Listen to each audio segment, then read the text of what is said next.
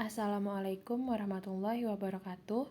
Perkenalkan, saya Diana Lasmika dengan NIM E1C020040 dari kelas 5B. Pada kesempatan kali ini, saya akan menjelaskan materi perkuliahan pada mata kuliah Psikologi Sastra untuk memenuhi nilai ujian akhir semester. Baiklah, langsung saja kita ke pembahasan yang pertama tentang pengertian psikologi sastra. Psikologi sastra merupakan cabang ilmu kajian sastra yang melihat sastra sebagai aktivitas dan pantulan kejiwaan. Selanjutnya, hubungan antara psikologi dengan kesusastraan. Psikologi dan sastra memiliki hubungan fungsional karena sama-sama mempelajari tentang keadaan kejiwaan orang lain. Yang membedakannya, jika dalam psikologi gejala tersebut bersifat real, sedangkan dalam sastra bersifat imajinatif. Selanjutnya, alasan mengapa karya sastra bisa dianalisis menggunakan ilmu psikologi. Karena antara psikologi dengan sastra terdapat sebuah persamaan yang terletak pada objek kajian. Jika dalam psikologi objek kajiannya berupa manusia kompleks, maka dalam sastra objek kajiannya berupa karakter kompleks. Kemudian ada yang disebut dengan life-likeness, yaitu adanya karakter atau tokoh hidup dalam sebuah karya sastra yang terlihat seperti di kehidupan nyata. Karakter dalam dunia psikologi berupa manusia nyata, sedangkan pada dunia sastra berupa manusia fiktif. Selanjutnya, psikologi pengarang. Menurut Welk dan Warren, psikologi pengarang merupakan salah satu wilayah psikologi kesenian yang membahas aspek kejiwaan pengarang sebagai suatu tipe maupun sebagai seorang pribadi. Dalam penelitian psikologi sastra, yang menjadi fokus adalah aspek kejiwaan pengarang yang memiliki hubungan dengan proses lahirnya suatu karya sastra. Kajian ini terfokus tentang bagaimana psikologi pengarang mempengaruhi suatu karya sastra, atau bagaimana suatu karya sastra mengekspresikan keadaan kejiwaan dari pengarangnya. Selanjutnya ada psikologi pembaca. Psikologi pembaca adalah jenis kajian psikologi sastra yang memfokuskan terhadap pembaca suatu karya sastra.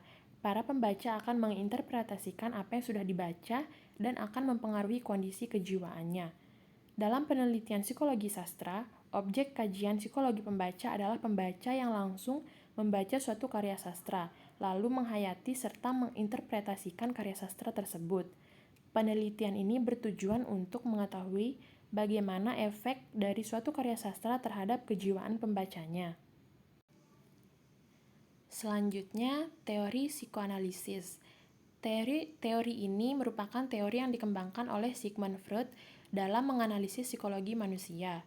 Menurut Freud, bagian terbesar pada diri manusia, yakni pada pikiran seseorang, ada pada alam bawah sadarnya. Bagian tersebut meliputi nafsu, insting, dan segala sesuatu yang masuk di dalam dan disulit dijangkau, seperti traumatik, kenangan, dan emosi. Pokok-pokok teori Sigmund Freud ada 3, yakni ID atau id, ego, dan superego.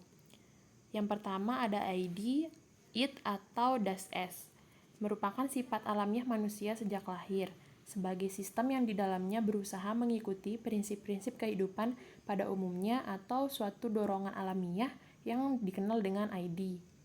ID ini berkehendak untuk segera tersalurnya kumpulan-kumpulan energi atau ketegangan-ketegangan dan rangsangan yang ada pada diri seseorang. Aspek ini sepenuhnya terjadi tanpa disadari serta melibatkan perilaku primitif dan berdasarkan pada insting. Yang kedua, ego atau das Ich adalah sistem kepribadian yang bertindak sebagai pengarah individu kepada dunia objek tentang kenyataan dan menjalankan fungsinya berdasarkan prinsip kenyataan. Dapat dikatakan bahwa ego adalah perantara antara dunia batin dengan dunia luar sebagai antisipasi supaya tidak terjadi ketegangan atau pertentangan dua sifat tersebut pada jiwa seseorang. Maka selanjutnya ego berusaha mengendalikan konflik yang terjadi menggunakan pertimbangan kepada ID. Yang ketiga ada superego atau das Über-Ich, merupakan salah satu unsur moral dan keadilan pada diri manusia. Ini adalah cara manusia berpikir mana yang benar dan mana yang salah. Lebih lanjut, superego menjadi dasar seseorang membuat keputusan. Tujuan superego ialah membawa individu ke arah kesempurnaan sesuai dengan pertimbangan keadilan moral yang berkembang dalam masyarakat. Jadi, ID, ego, dan superego bekerja sama dalam menciptakan pola perilaku manusia. ID bertugas memberikan tuntutan kebutuhan alamiah. Selanjutnya, ego membatasinya dengan realita, dan superego menambahkan nilai moral pada setiap tindakan yang diambil. Kemudian kita lanjut ke teori individual Alfred Adler. Psikologi individual mempunyai arti yang penting sebagai cara untuk memahami tingkah laku seseorang. Teori psikologi ini memandang individu sebagai makhluk sosial yang saling bergantung antara satu dengan yang lain. Adler memandang bahwa setiap orang memiliki rasa rendah diri sejak lahir. Sejak kecil, orang bekerja untuk mengatasi rasa inferioritas dengan menunjukkan keunggulannya kepada orang lain. Pokok-pokok teori Alfred Adler ada 6, yakni rasa rendah diri, superior, gaya hidup, diri kreatif, tujuan semu, dan minat sosial. Yang pertama ada rasa rendah diri. Adalah perasaan yang timbul akibat mental atau psikologi seseorang merasa terancam karena suatu faktor lingkungan dengan masyarakat yang tidak dapat menerima kondisi seseorang yang terlihat berbeda. Adler berpendapat bahwa rasa rendah diri itu bukan suatu pertanda ketidaknormalan, melainkan justru sebuah dorongan bagi segala perbaikan dalam kehidupan manusia. Yang kedua ada superior. Adalah prinsip yang dimiliki setiap individu pada saat individu tersebut merasakan kekuatan pada dirinya untuk mencapai kesempurnaan atau superior. Atau bisa disebut hal lain yang ingin dicapai oleh dirinya agar tidak dipandang sebagai individu yang tidak berdaya atau sebagai individu yang lemah oleh orang lain. Yang ketiga, gaya hidup. Adalah perilaku hidup manusia yang berubah dari biasanya untuk mencapai hal yang diinginkan. Perubahan ini terjadi akibat faktor kekurangan yang dimiliki oleh seseorang, baik kekurangan fisik maupun kekurangan psikologisnya. Yang keempat, ada diri kreatif. Merupakan daya kreatif yang dimiliki setiap individu untuk mengendalikan kehidupannya sendiri, bertanggung jawab akan tujuan akhir mereka, menentukan cara yang mereka pakai untuk meraih tujuan akhir mereka, dan berperan dalam bentuk minat sosial. Yang kelima ada tujuan semu. Tujuan semu ini merupakan tindakan yang dilakukan seorang individu karena terjadinya dorongan oleh masa depan. Meskipun hanya sementara atau semu sampai hal yang diinginkan itu tercapai. Yang terakhir ada minat sosial. Adalah sikap yang dilakukan individu untuk terikat dengan individu lain, baik dalam masyarakat maupun keluarga, agar tercipta kerjasama dalam mencapai kemajuan pribadi dan sosial. Nah, selanjutnya contoh analisis cerpen yang berjudul Analisis Kepribadian Tokoh Ustadz Somad dalam cerpen Kemarau karya Muhammad Fudoli, kajian psikologi individual Alfred Adler. Yang pertama di sini representasi dari teori kepribadian rasa rendah diri. Dari kutipan tersebut sangat jelas bagaimana tokoh Ustadz Somad ini merasa rendah diri atas Tuhannya. Dia menunjukkan ketidakberdayaan, pasrah, dan berserah diri atas takdir Tuhan. Yang kedua ada teori kepribadian superior. Dari kutipan dialog di atas terlihat bagaimana usaha dari tokoh Ustadz Somad dalam meninggalkan rasa rendah diri atau ketidakberdayaannya. Dia sudah melakukan usaha terbaiknya untuk keluar dari masalah yang sedang dihadapi. Yang ketiga ada gaya hidup. Dari kutipan tersebut dapat disimpulkan bahwa Ustadz Somad ini digambarkan memiliki gaya hidup yang sederhana dan alim yang senantiasa dekat dengan Tuhannya. Ia adalah orang yang agamis dan senantiasa hidup dalam kebaikan yang sesuai dengan syariat agama.